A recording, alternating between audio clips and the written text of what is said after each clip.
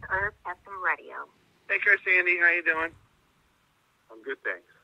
Just talk about this rivalry between you guys and Delaware. I know this is your final game with the rivalry. Do you have any good memories from this rivalry that you're always going to remember? Well, it dates back to when Tubby Raymond was the coach there, and of course, we've had some incredible contests with Delaware, games where they went down to the wire, and overtime games. But I think coaching against him is something that I'll remember because he's one of the greats in the college coaching profession. So I really enjoyed the opportunity, and then Casey was always a lot of fun. He was always full of a lot of bluster and hype and all that, and so it was fun to deal with him. And Dave was a great gentleman. I enjoyed our association with them. So, they're close by. It is a big rival game. It always has been here in Villanova, Delaware. And just the fact that two schools 40 miles away can hook up, and usually we're both pretty good. So, my hope was that we would always take the game into the last game of the year to decide the championship. So that's kind of the way I've always looked at that game. And Delaware's getting better after Dave got dismissed. So what do you see from Delaware now up to that point?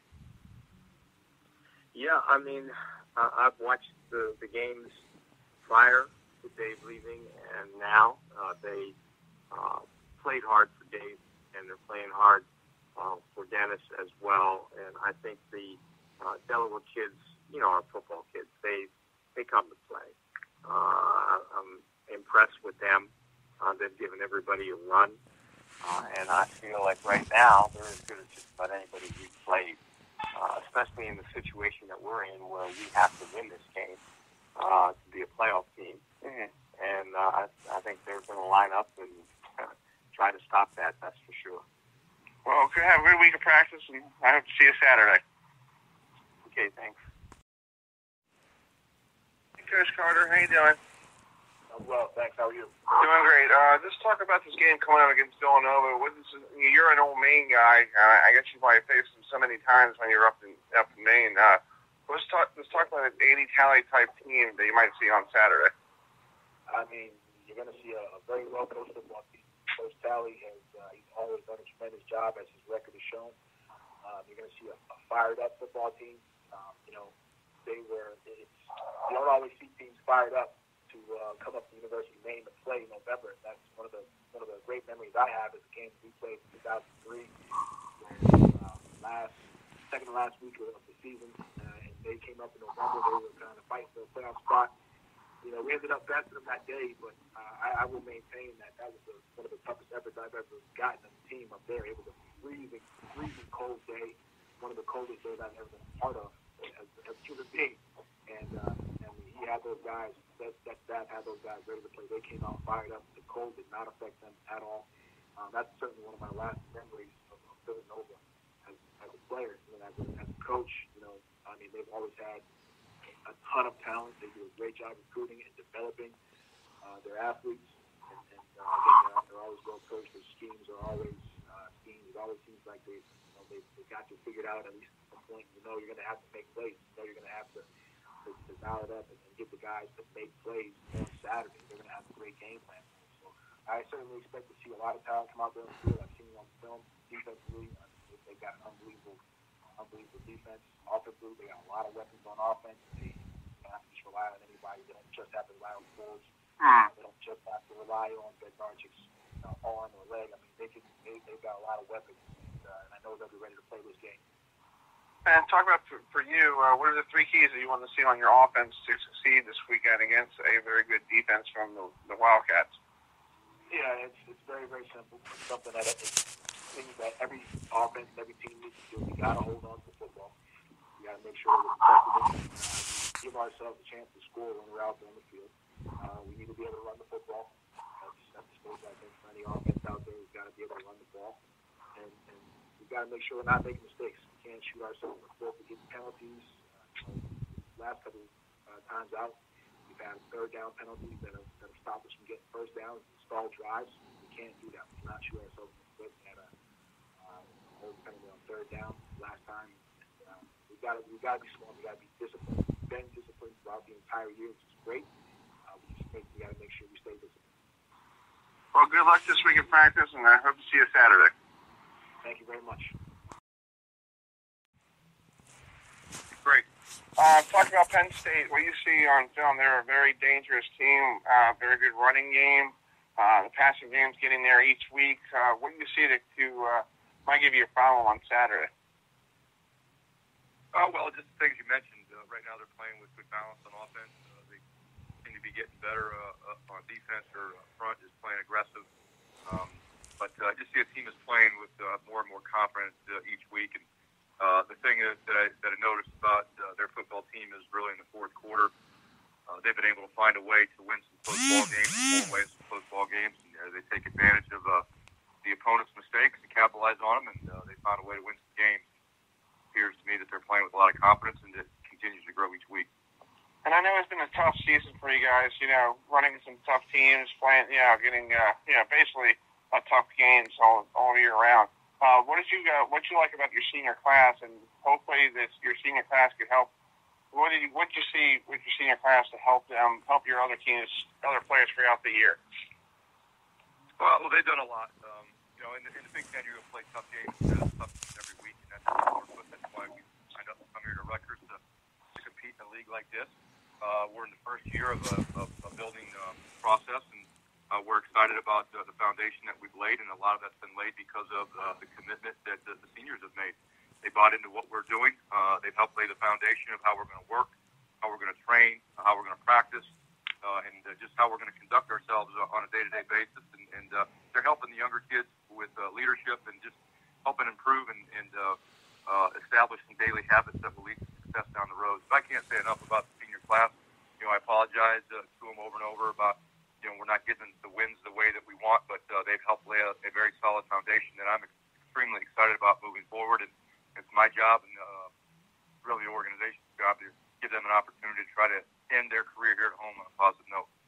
Well, Coach, I hope you have a good Saturday night. I hope you can win, on a good positive note. Yeah, well, thank you. I appreciate it. Your next question is from Christopher Heidelberg, FM Radio in Baltimore. Hey, Coach Franklin, how you doing? Good. How are you, buddy? I'm doing great. Talk about Rutgers. What was it like for you guys going up to the New York, New Jersey area to play Rutgers? Is that going to help you guys recruit a lot of those great, talented players from that area? Well, you just look at Penn State historically.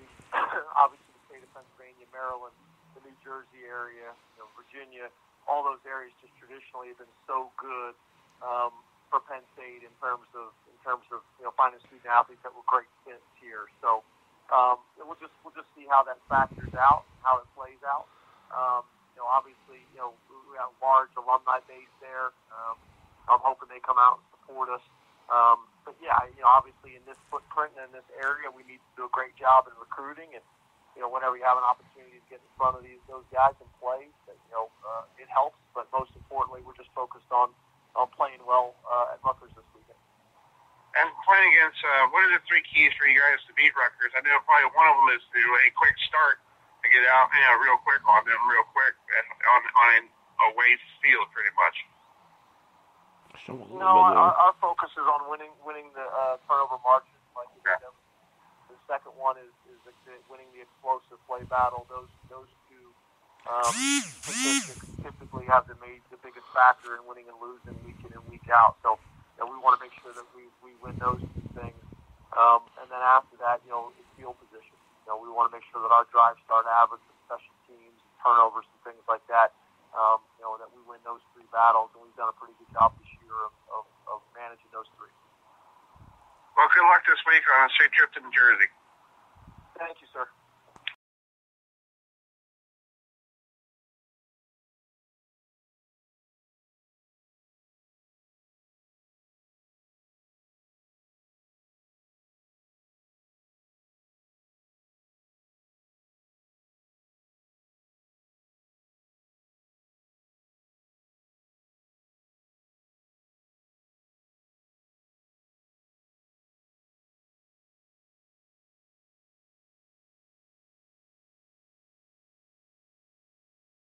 Herb, FM Radio in Baltimore.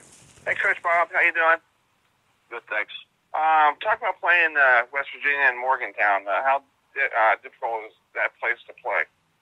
It's always challenging, and it's exciting though, but challenging because they always have a Rutgers crowd and a full, a sold-out stadium, and so it's a night atmosphere. It'll be exciting and challenging, always. But I can't emphasize enough. It's exciting as well. Now, what do you see on film against West Virginia that's going to give you problems this weekend? Great, tough physical run game with speedy and excellent big play receivers outside. Excellent quarterback running the show. Defense gives you a lot of different looks out of that 3-3. They'll blitz different ways, and a very aggressive, confident group in the way they play you. Thanks, Bob. Good luck this week. Thank you. I'm doing good. How are you? Doing great. How do you keep the team positive after two tough games? One at Michigan and one at home against Ohio State, to keep them grounded and realize that they can still get to a bowl game. Right, I mean that's the task at hand. I think we have a group of guys that I believe understand that, and we bounced back from some defeats earlier in the year and played really well, and that's what we need to do now. We got to snap out of it and respond and play, and as you said, there's still a lot to play for, and this season can be a tremendous success for us if we finish out strong. And how difficult is Nebraska on film? Because I know that playing Nebraska at Nebraska over the years has been really a tough place for anybody to go play.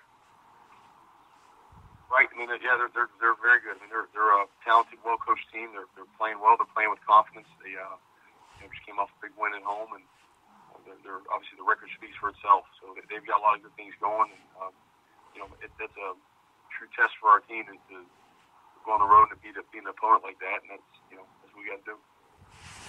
Well, good luck this week. Okay, thank you. Meyer, how you doing? Good. Talk about Michigan State. How difficult is Michigan State? I know they're having a down year, but it's still a tough team, no matter what, if they have a bad record or a good record.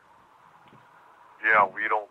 We see what we see on videotape, and that's a dynamic offense and defense. They're, I think there's had some injury issues and all that, but we're preparing for Michigan State.